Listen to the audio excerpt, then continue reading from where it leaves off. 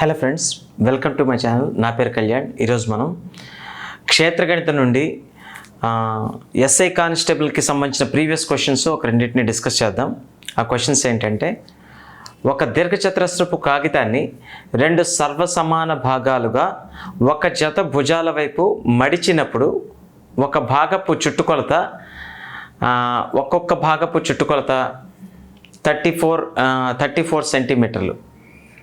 Okay, మరి యొక్క జత భుజాల వైపు మడిచినప్పుడు అదే 38 సెంటీమీటర్లుగాను ఉన్నది. ఆ కాగితం వైశాల్యం చదరపు సెంటీమీటర్లు. ఓకే, దీని మీనింగ్ ఏంటో మనం తెలుసుకుందాం. వాడు ఏమన్నాడంటే, ఇలా తీసుకున్నాడు ఒక దీర్ఘచతురస్రాకార కాగితం. ఓకే, ఈ దీర్ఘచతురస్రాకార కాగితంని ఏం చేసాడంటే, మొట్టమొదట ఇది ఎల్ ఇది బి అన్నాం అనుకోండి. వాడు ఏమన్నాడంటే, ఒక జత భుజాల వైపుకు మడిచాను అన్నాడు. అంటే ఫర్ ఎగ్జాంపుల్ బి వెంబడి ఇలా దీన్ని కాగితం అనుకుంటే దీన్ని ఇలా మడిచాడు అనుకుందాం. మడిచాడు అనుకుంటే అప్పుడు ఏమవుతుంది, కరెక్ట్గా సగానికే కదా దీన్ని మడచాలి. సగాన్ని మడిచాడు అనుకోండి, ఎంత అవుతుంది? ఇది L/2 అవుతుందా లేదా ఈ లెంత్ అనేది?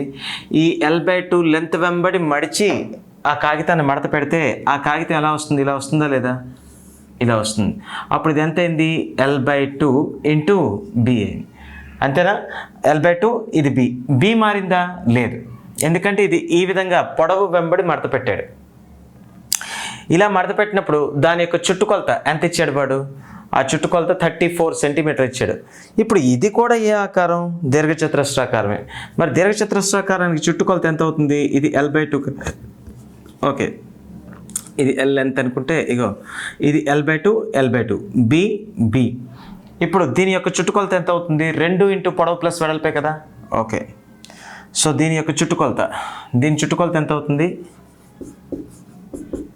Okay, 2 into L plus B. 2 into L plus b అంటే 2 ఇంటూ పొడవు ప్లస్ వెడల్పు 2 ఇంటూ L/2 ప్లస్ బి.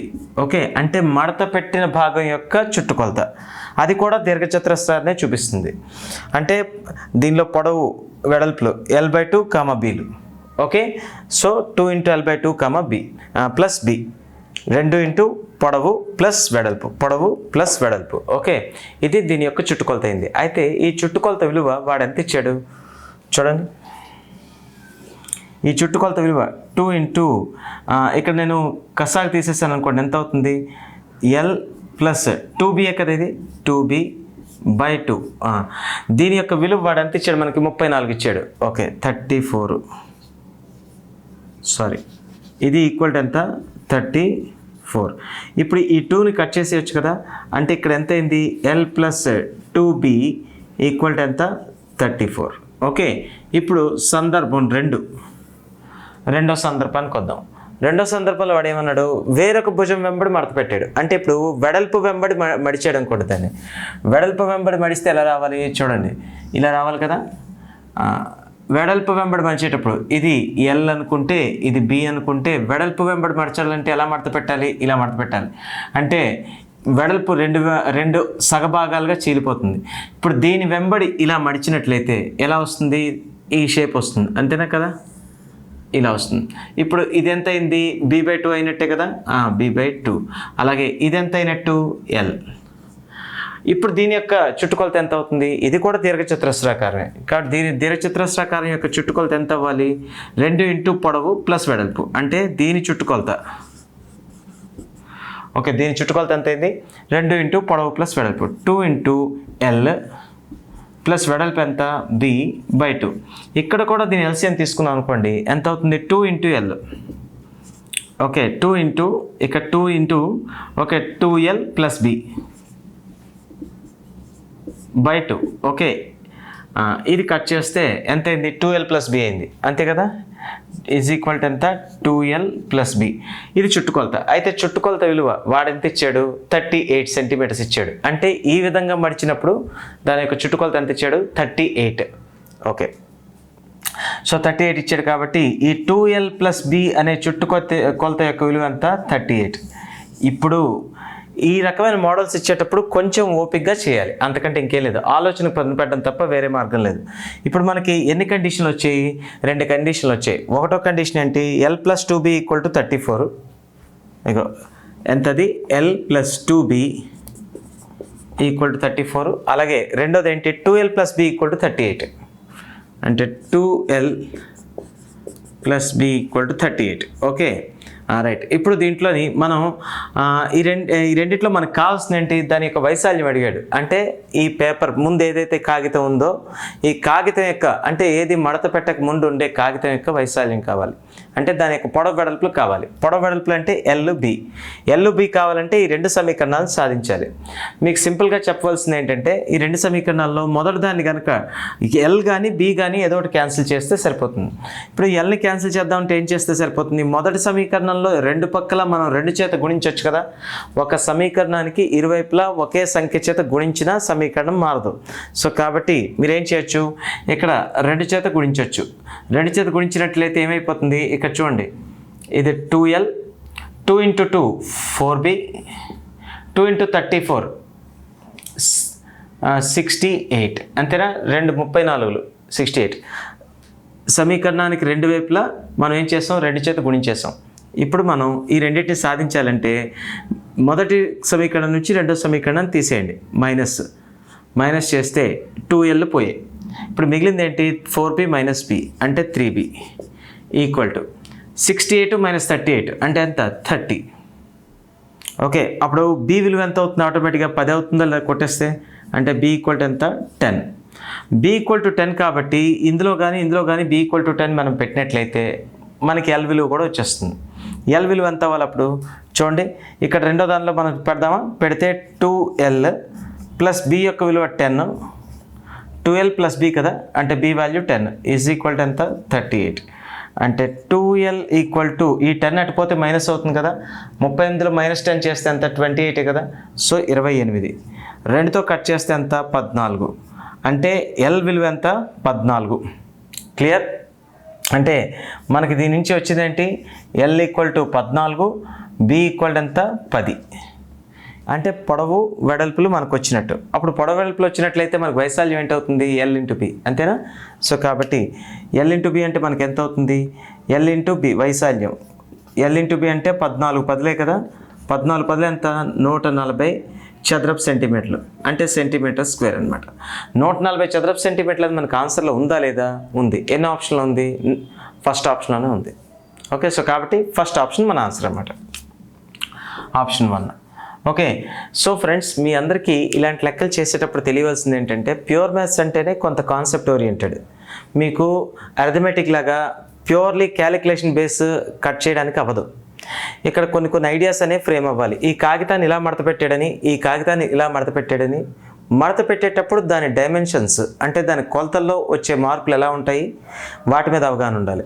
అప్పుడు ఆ కొలతలు ఎలా మారే తెలిసిన తర్వాత మనకి వాటి చుట్టుకొలతల విలువలను ఇచ్చి ఆ సమీకరణాలు సాధించాలి, అప్పుడు ఎల్బీలు వస్తాయి అన్ని తెలుసుకోవడం అనేది ఇక్కడ కీలకమైన అంశం. ఓకే సో కాబట్టి ఇలా తెలిసిన తర్వాత మీరు ప్రాబ్లం చేయాలి. సరే నెక్స్ట్ ప్రాబ్లం చూద్దాం. సో నెక్స్ట్ ప్రాబ్లం చూద్దాం. ఒక దీర్ఘచతురస్రం పొడవు 18 సెంటీమీటర్లు, వెడల్పు 10 సెంటీమీటర్లు, పొడవు 25 సెంటీమీటర్లుగా పెంచితే ఓకే వైశాల్యంలో ఏ మార్పు లేకపోతే దీర్ఘచతురస్రం వెడల్పు ఎంత? ఇది మన క్వశ్చన్. ఓకే అయితే ఇక్కడ వాడు అన్నది ఏంటంటే దీర్ఘచతురస్రం యొక్క పొడవు వెడల్పులు మొదట ఇచ్చాడు.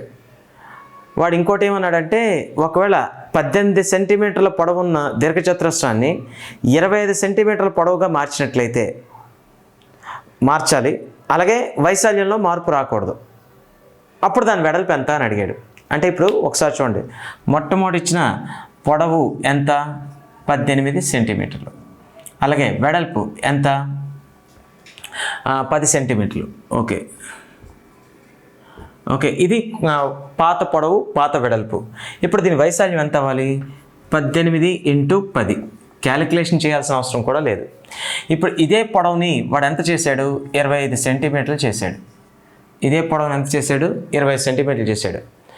ఓకే అలాగే వైశాల్యంలో మార్పు ఉందని చెప్పాడా, లేదు. అంటే వైశాల్యం ఇంతకుముందు ఎంత ఉందో ఇప్పుడు కూడా అంతే ఉంటుంది. అప్పుడు వెడల్పు ఎంత అవ్వాలి అని అడిగాడు. ఆ వెడల్పునే నేను ఎక్స్ అంటున్నాను. ఓకే ఆ వెడల్పు ఎంత అవ్వాలి ఎక్స్. ఇప్పుడు రెండవ సందర్భంలో పొడవు ఎంత అయింది 25, వెడల్పు ఎంత అయింది ఎక్స్. అప్పుడు దాని యొక్క వైశాల్యం ఎంత అవుతుంది 25 ఇంటూ ఎక్సే కదా, పొడవు ఇంటూ వెడల్పు, అంతేగా, పొడవు ఇంటూ వెడల్పు. వాడేమన్నాడు, రెండవ సందర్భంలో వైశాల్యం ఇది, మొదటి సందర్భంలో వైశాల్యం ఇది. వైశాల్యంలో మార్పు ఉందన్నాడా, లేదు, కాబట్టి వైశాల్యం మారదు. వైశాల్యం మారినప్పుడు మనకి వెడల్పుని కట్టేయచ్చుగా. అంటే వైశాల్యం మార్పు లేదంటే వైశాల్యాలు ఈ సందర్భంలో సమానమనే కదా. ఈ రెండు సందర్భాల్లో వైశాల్యాలు సమానం అంటే మనం ఏం చేయొచ్చు, ఇవి సమానం చేసి మనకు కావాల్సిన ఎక్స్ యొక్క విలువను కనుక్కోవచ్చా లేదా, కనుక్కోవచ్చు. ఏం చేస్తారు, మీకు అంటే ఏదైనా రెండు పక్కల మనం ఏదైనా క్యాన్సిల్ చేయొచ్చు. ఏంటది, 5 2 5 5. 18 ఇంటూ 2 ఎంత, 36 బై ఇక్కడంతా 5 అనేది ఇటు వస్తుంది కాబట్టి ఎక్స్ విలువ ఎంత అయింది, 36/5. 5 ఎన్నిసార్లు పోతుంది, 5 7 పోతుంది. ఇక్కడ 1 మిగిలింది కాబట్టి పాయింట్ 10 అయింది, 5 2. సో కాబట్టి 7.2 సెంటీమీటర్స్ అనేది దాని యొక్క వెడల్పు అయింది రెండవ సందర్భంలో. ఓకే, లెక్కని పూర్తిగా అర్థం చేసుకోండి. వాడు ఏమన్నాడు, దీర్ఘచతురస్రం యొక్క పొడవు వెడల్పులు ఇచ్చాడు, దాని వైశాల్యం కొంత ఉంటుంది. అలాగే రెండవ సందర్భంలో పొడవును పెంచేశాడు. ఇంతకుముందు 18 ఉండేది, ఇప్పుడు ఎంత చేశాడు, 25 చేశాడు. అప్పుడు వెడల్పు ఎంతో అడిగాడు. ఇక్కడ వాడు ఇచ్చిన హింట్ ఏంటంటే రెండు సందర్భాల్లో వైశాల్యం మారలేదు, అంటే వైశాల్యం అంతే ఉంది. అంటే ఇంతకుముందు వైశాల్యం ఎంత, 18 ఇంటూ 10. ఇప్పుడు వైశాల్యం ఎంత, 25 ఇంటూ ఎక్స్, అంటే వెడల్పు ఎక్స్ అనుకున్నాం కాబట్టి ఆ రెండు సమానమే కాబట్టి సమానం చేస్తే వెడల్పు వచ్చేసింది. క్లియర్. సో కాబట్టి చిన్న లెక్కలే, కాకపోతే ఈ కానిస్టేబుల్ స్థాయిలో ప్రిపేర్ అయ్యే నాన్ మ్యాథ్స్ క్యాండిడేట్స్కి ఇవి కాస్త అవగాహన లేకపోవడం వల్ల వాళ్ళు ఇంకేదో అనుకుని తప్పులు చేసే అవకాశాలు ఉంటాయి, అంతే. సో కాబట్టి ఇలాంటి చిన్న విషయాలు తెలిస్తే మీరు ఈజీగా లెక్కల్ని ఆన్సర్ చేయొచ్చు. అలాగే ఈ ఒక్క టాపిక్ అనే కాదు, మిగతా టాపిక్ నుంచి కూడా మేము మీకు ప్రాబ్లమ్స్ తెచ్చి చెప్పడం అయితే జరుగుతుంది. అలాగే ఈ టాపిక్ని ఎందుకు ఇంత ఇంపార్టెంట్ చేసి స్ట్రెస్ ఇస్తున్నానంటే, ప్రస్తుతం ఉన్న కానిస్టేబుల్ ఎస్ఐ ప్యాటర్న్లోని ప్రిలిమ్స్లో కానీ మెయిన్స్లో కానీ దరిదాపుగా 10 మార్కులు ఈ టాపిక్ నుంచి వచ్చే అవకాశాలే ఎక్కువ వస్తున్నాయి. సో కాబట్టి మనం దీన్ని విడిచిపెట్టి నెగ్లెక్ట్ చేయడం ఎందుకు, అనవసరంగా మార్కులు లాస్ అవ్వడం వేస్ట్ కదా. అందుకు ఈ టాపిక్ని ఎక్కువ స్ట్రెస్ ఇచ్చి చెప్పడం జరుగుతుంది. అలాగే పర్సంటేజెస్ కానీ అర్థమెటిక్లో మిగిలిన టాపిక్స్ కూడా మేము చెప్పడం అయితే జరుగుతుంది. ప్రస్తుతానికి ఈ టాపిక్తో స్టార్ట్ చేసాం. మీకు ఏమైనా డౌట్స్ ఉన్నా లేదా ఇంకేమైనా అడగాల్సిన క్వశ్చన్లు ఉన్నా మీరు కమెంట్స్లో పెట్టినట్లయితే మేము ఖచ్చితంగా వాటిని ఆన్సర్ చేస్తాం. Thank you.